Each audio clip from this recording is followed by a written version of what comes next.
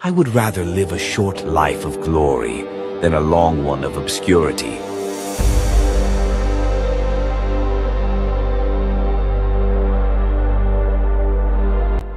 Imagine you are 25 years old. You already rule Greece. You have conquered the most powerful empire the world has ever seen, Persia.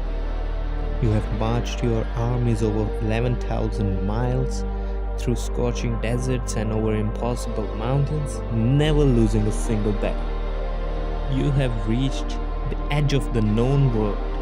Your men are exhausted, your coffers are full, and every map maker says the same thing.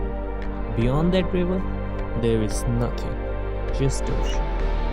And yet, you cry, not because you are tired, but because, according to historian Arian, Alexander sat on the banks of that river and wept. There were no more worlds to conquer. But were there? Or did he simply stop believing they existed?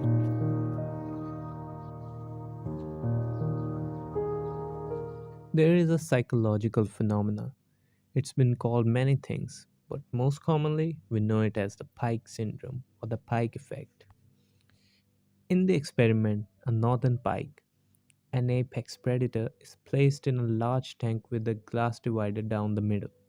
On the other side of the glass, a feast. Hundreds of small, delicious minnows. For days, the pike attacks. It rams the glass over and over, trying to get to its prey. It hurts itself. It exhausts itself. But the barrier is invisible, and it is absolute. Eventually, the pike learns. It learns that no matter what it does, it cannot reach the food. The barrier is invisible, but the pain is real. Now, here is the tragedy. Here is the effect. The barrier is gone. The minnows swim right past the pike's nose. They brush against its fins. The pike doesn't attack. Why? Because the cage is no longer in the water. The cage is in its mind. It has been conditioned to believe that success is impossible, so it starves in the middle of an ocean of plenty because it stopped believing the prey was reachable. Before Alexander was great, he was a kid with a crazy idea. King Philip, his father, had bought a beautiful but savage horse.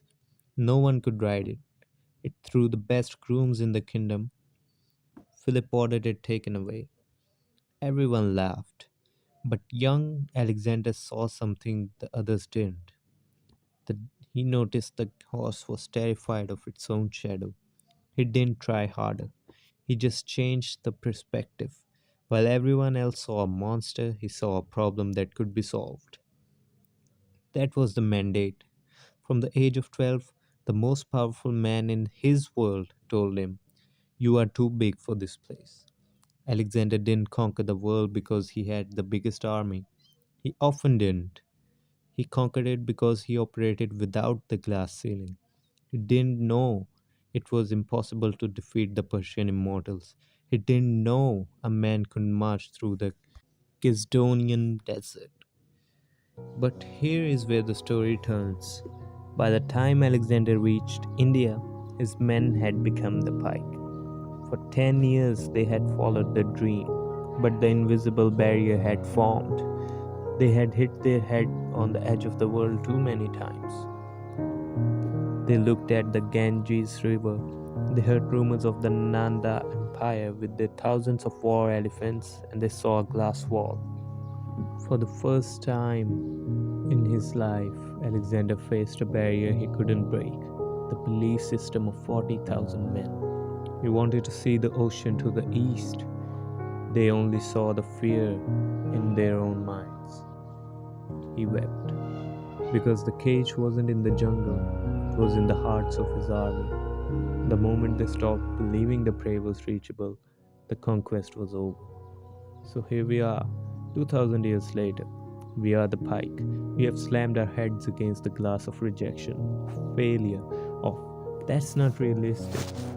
We have tried to start the business and it failed. Glass. We tried to ask that person out and they said no. Glass. They tried to pursue art and our parents told us get a real job. Glass. We build these barriers in our minds so effectively that eventually the real barriers disappear and we don't even notice. The minute now swim right past us. The minute nows now are the opportunities, the connections, the adventures, and we don't move. Alexander cried because there were no more worlds to conquer. Most of us cry because we have built walls around the worlds we are too afraid to enter. Alexander died at 32. In 12 years, he changed the course of human history, not because he was lucky, but because he never saw the glass. When he looked at the world, he didn't ask, "What is the risk?" He asked, "How big would you dream if you knew you couldn't fail?" It's not a hypothetical, it's a mental reset. If the pike knew the glass was gone, it would feast. Alexander knew the ocean was just over the next hill, so he walked until his legs gave out. Right now, there's a class barrier in your own life that isn't real. It's made of what ifs and past pains. You stopped trying for that job, you stopped writing that book, you stopped believing you could make a difference. The only difference between you and Alexander the Great is that when he saw an ocean, he built a fleet. When you see an ocean, you build an excuse. So I'll ask you again, look in the mirror.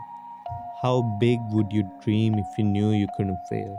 And more importantly, what are you going to do now that you know the glass is gone? History remembers the men and women who didn't see the glass. Be one of them. Thanks for watching. If you want to shatter a few mental barriers, hit that subscribe button. We upload new perspectives every week. See you in the next one.